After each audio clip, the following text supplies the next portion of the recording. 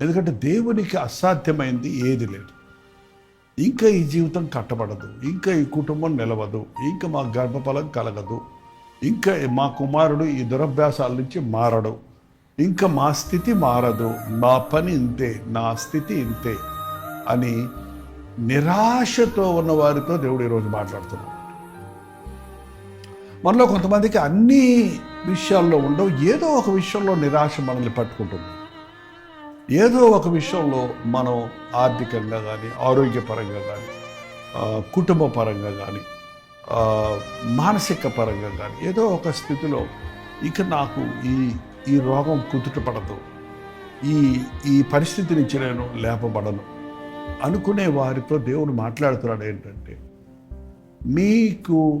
మీకు వాక్యం ప్రవచిస్తే, మీకు నా ఆత్మను మీకు ఇస్తే అన్నీ సాధ్యం.